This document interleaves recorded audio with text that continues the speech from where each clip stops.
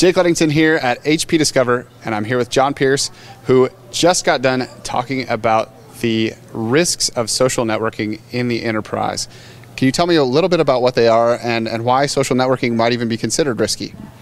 Yeah, so I mean, there was a laundry list of things that I covered, the top 7, but a lot of it was, data leakage, social, situational awareness. So we talked about in terms of your LinkedIn and your Foursquare about, friending or checking into places that you may be doing, mergers and acquisitions, or you're doing sales at, etc. So we covered a lot of those. We covered how malware is being introduced into Twitter and to Facebook. And since this is now living on the corporate environment, which is interesting now, is instead of email by spam, etc., we're starting to see a lot of this in the social media in terms of the nefarious cyber actors trying to get in. One example that you gave was unrelated to your presentation, was the idea of how law enforcement is using social media in ways that people probably aren't thinking of. Can you talk about that? Oh, absolutely. So we're talking, I was flying back from LA to Austin, and I was sitting next to a bounty hunter, and I was actually going over one of my social media presentations, and he's like, oh, hey, I use Facebook. And I'm like, oh, how do you use Facebook? And what's interesting is if there's targets that they're going after, they'll look at Facebook pictures, and in the picture there may be an automobile with a license plate, a street name, or an address. And what they're able to do is take that information and run it. And what they're able to do is 9 times out of 10, they can close in and catch this person based on their Facebook activity. Because what people want to do is they're out partying, whatever. They'll post pictures, etc. These pictures are geotagged. So even from that perspective, they have almost coordinate locations of where they're at. So it was interesting to see how law enforcement from that perspective is using Facebook in terms of tracking and finding individuals that are on the run. And while most of us probably aren't on the run, what are some things that we could do to be a little bit more defensive about how we use social media so that we're not accidentally exposing things that we may not want people to know? Yeah, I think that's really important, and I think it really depends on your level or where you're at in an organization. But I think a lot of it is making sure, don't click on links in Twitter or shorten URLs that you don't know. I think it's important to, if you think it's, it's fishy or smells fishy, it is. You may want to go check it out in terms of using like check and shorten URLs, things that can at least expand that URL to see where you're going. That's one, and I think more of the education on it, it's not a bad thing. I think everybody should be using it, but it's in terms of taking those precautions, the same precautions that we would take with email or going to different websites. The same thing applies to social media. So from my perspective, a lot of it's just education that a lot of the attack vectors that we're seeing out there today are not sophisticated at all, but the amount of information that you're arming with is huge. And I think one of the big takeaways was, how many people use the same password for everything?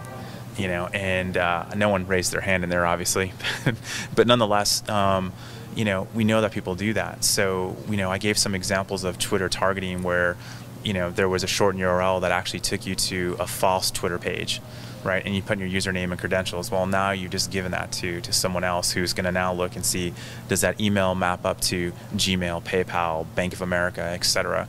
So, Bank of America is probably a bad example, but nonetheless, I mean, people do that. So that's one thing to look at.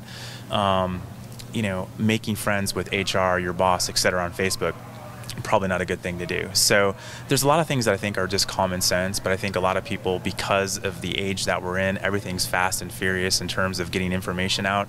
Sometimes we forget to check and we take things for granted. And that was kind of some of the key takeaways that I wanted people to walk away from is, I absolutely think people should use it, but I think they should be cautious, especially inside of a corporate environment, because now you're bringing infection vectors into the corporate environment, which could have ramifications on the business.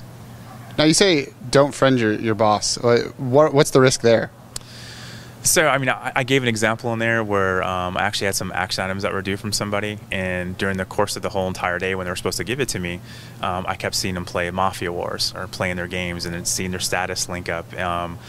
One time I even saw a picture of a buddy of mine who was out wakeboarding, not a colleague, but someone who worked for me. So, it's okay to friend if you're fine with that, but I mean, in terms of productivity and seeing what you're doing, it's just probably not a good idea to do that, in my opinion. That sounds more like just don't be stupid and play games on the company time. Right. Well, exactly right. It's a no-brainer, but we absolutely do see it though, and I've seen it personally. So. So beyond things like not using the same password for everything, what are a couple other pieces of advice for how people can protect themselves from like sort of a data protection standpoint? So from a data protection perspective, I mean, we talked a lot about using LinkedIn, and in LinkedIn, a lot of us like to talk about all the great things that we do, which is good, right? You want to sell yourself, you want to maybe get new employment, etc. What's important about that is not that people embellish, but people put a lot more information than they probably should. So when it comes to data leakage or terms of things that your company is working on, it may not be smart to immediately update your CV online through LinkedIn for that. And an example that I gave in there was a company that I previously worked at. We were entering into a brand new technical security market that we were never in, right? But what we wanted to do is we wanted this to be a big surprise. Well, after we decided to do it, we had engineers all lined up. Some of the engineers said, "Hey, I'm working on this project." Gave like the code name, exactly what it was, and thank God we're able to get it taken down before anybody saw it. But that's one key takeaway. Another key takeaway that's not more business, but we talked about how people have lost jobs due to stuff that they post, right? And what's funny is someone might have a late Friday night, a couple glasses of wine, may send off a couple Twitter posts at 11:30. And wake up the next morning and say, "Oh my gosh, I wish I wouldn't have done that," and they delete it, right? No, it's deleted and it's gone, right? But what people don't realize is there's websites out there that are capturing this information, and right or wrong, people will do that, and then they'll start making an analysis or justification based on perhaps how you act in a public perspective, or how your public persona is seen as opposed to how you are as a corporate individual. So it's, again, we talked about it. I mean, a lot of it's not rocket science, but it's, again, being aware, being careful about what you're posting, and understanding that social media, although Facebook has all their privacy regulations in there, or privacy controls, none of that stuff, in my opinion, is private, right? In my opinion, it's public. All of it lives on a content delivery network, and not to say that that's insecure by any means at all, but again, that's pretty much it.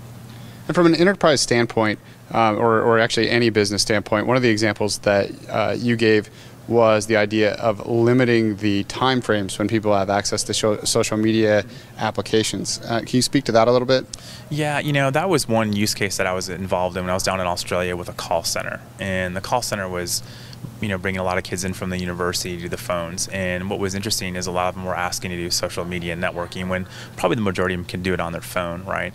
So what I helped them do is to build out a policy that was time-based. So during certain hours, that would be equivalent to a lunch hour, they had an hour to where these sites were accessible, or in the morning and in the afternoon. So depending upon the industry vertical you're in and the job that they might do, time-based restriction, especially in a call center, you don't want someone playing Mafia Wars when they need to be answering the phone, right? So I think you need to be have a lot more control from that perspective.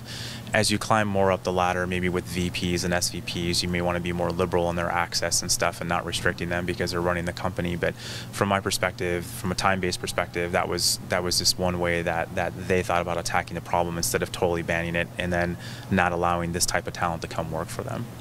So that isn't necessarily like a panacea for preventing any sort of misuse of social media. It addresses one particular problem. Exactly, yeah, exactly.